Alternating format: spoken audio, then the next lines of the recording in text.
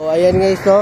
So continuation ito sa vlog natin guys. So, pasensya na guys, nag full storage bigla. So dinelete ko muna yung zoom guys. Ayan guys, no? So, balik tayo guys. Mas gugustuhin ko talaga na malapit lang sa Westmont, West Edmonton Mall, Kingsway Mall at Edmonton Chess Club guys, no?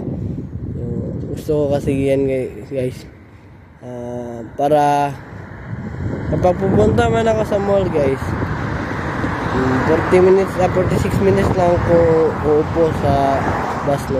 Hindi tagal.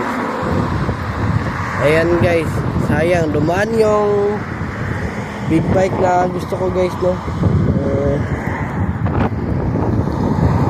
So yan kasi yung problema ng mga tao guys, natatakot sila sa big bike kasi delikado daw. Hindi naman delikado yung motor eh. Normal lang yan na delikado kasi napamaniho ka. Hindi naman yan maiiwasan guys. Porkit nakasasakyan ka pa, ba? Yan kasi yung problema ng tao guys. So hindi yung iba na big bike guys, no? Papakita ko guys. Ayaw nila yan guys, no? Gusto nila kotse talaga guys. So, hindi nila alam na mas mahal yung kotse kaysa motor.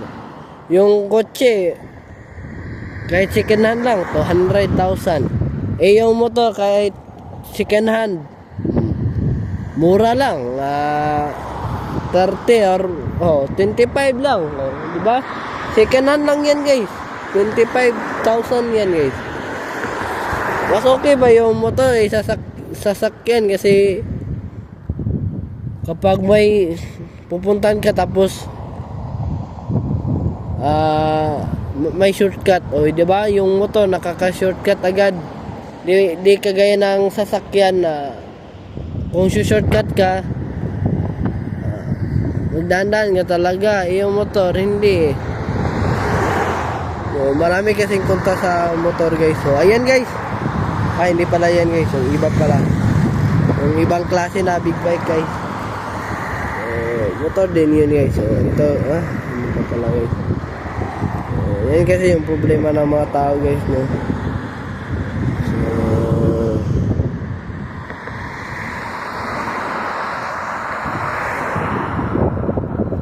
So yan guys, hindi pa dumaraan yung motor na ayaw nila guys.